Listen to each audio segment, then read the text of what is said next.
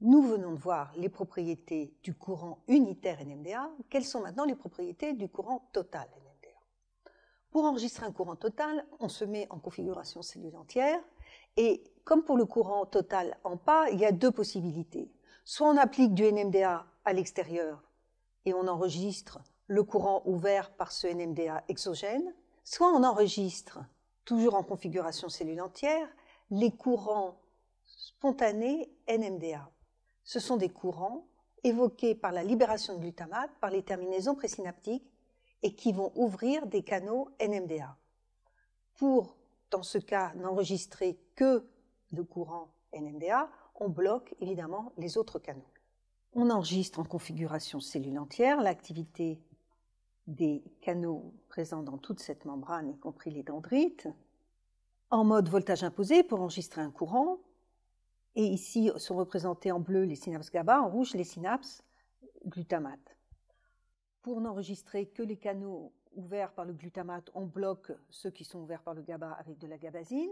Et pour n'enregistrer que les canaux de type NMDA, on bloque les canaux de type AMPA-kainate par du CNQX, cette fois-ci à une dose assez forte de 10 micromolaires. On se met aussi à un potentiel dépolarisé à plus 40 mV pour s'affranchir du blocage par les ions magnésium. Ça, ceci n'est pas du tout un potentiel physiologique, mais ça permet d'avoir de beaux courants NMDA qui ne sont pas bloqués par les ions magnésium. Nous avions vu que le courant unitaire NMDA est un courant cationique porté par les ions sodium, potassium et calcium. Nous avons vu que le canal NMDA est bloqué par les ions magnésium au potentiel de repos, donc au potentiel physiologique de la membrane. Maintenant, qu'en est-il pour le courant total? Est-ce qu'on voit aussi cette perméabilité aux ions calcium? A priori, oui. Donc, comment le prouver? Et comment se traduit ce blocage par les ions magnésium? On enregistre toujours en configuration cellule entière et en mode voltage imposé. Ici, c'est le courant total à moins 5 mV, quand la membrane est maintenue à moins 5 mV. On est proche du potentiel d'inversion qui est ici à 0. Donc on voit qu'on a un courant entrant total qui est dû à l'ouverture de multiples canaux NMDA qui s'ouvrent très très vite et qui se referment petit à petit du fait de la défixation du NMDA ou du glutamate. Puis il s'inverse et on le voit positif ici. Maintenant, pour savoir si ce courant est aussi porté par des ions calcium, on change la concentration extracellulaire en ions calcium, on l'augmente de 20 fois, et normalement, ça doit jouer sur le potentiel d'inversion. Et effectivement, ici, on voit que le potentiel d'inversion est passé à plus 17 mV. Il y a donc un shift d'environ 17 mV du potentiel d'inversion. Ceci veut dire que normalement, les ions calcium participent. Toujours avec un calcium physiologique d'environ 1 millimolaire. On fait maintenant toute la gamme de potentiel de maintien. On va obtenir une courbe courant-voltage pour le courant total. On peut faire cette courbe en l'absence d'ion magnésium extracellulaire, et on a ici une courbe qui est pratiquement ohmique, donc le canal à ce moment-là est voltage indépendant. Et puis, en présence de magnésium, et à une concentration qui n'est pas encore tout à fait la concentration physiologique, on voit que pour des potentiels hyperpolarisés, le courant est très faible, vous voyez. Il y a de grandes différences de courant pour des potentiels hyperpolarisés. Par contre, pour des potentiels dépolarisés, c'est la même chose. On a le même courant pour le même saut de voltage.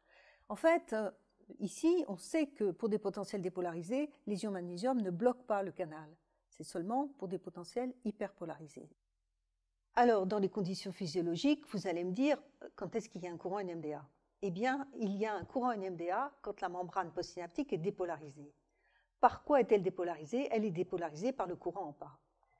Ceci veut dire que le glutamate libéré par les terminaisons axonales se fixe sur des récepteurs en pas et NMDA en même temps, mais tant que la membrane n'est pas dépolarisée par le courant en pas, le courant NMDA est très très faible. Puis, lorsque la membrane est bien dépolarisée par le courant en pas, eh bien, il y a déblocage des récepteurs NMDA et à ce moment-là apparaît le courant NMDA. Les récepteurs NMDA sont ouverts par des agonistes qui sont le glutamate et le NMDA étant un agoniste spécifique qui n'ouvre que les canaux NMDA. Les récepteurs NMDA sont bloqués par des antagonistes comme l'APV qui se fixe sur les mêmes sites récepteurs que le glutamate et empêche donc le glutamate ou le NMDA de se fixer. Le courant NMDA est un courant cationique porté à la fois par les ions sodium, potassium et calcium. L'entrée de calcium à travers les canaux NMDA est loin d'être négligeable. le courant NMDA est voltage dépendant du fait de son blocage par les ions magnésium. Ce n'est pas vraiment la molécule récepteur-canal qui est voltage dépendant, comme on a pu le voir pour des canaux sodium ou les canaux potassium. Il n'y a pas là une charge spéciale dans la molécule qui fait que ce canal serait voltage dépendant. C'est une voltage dépendance consécutive au blocage par les ions magnésium.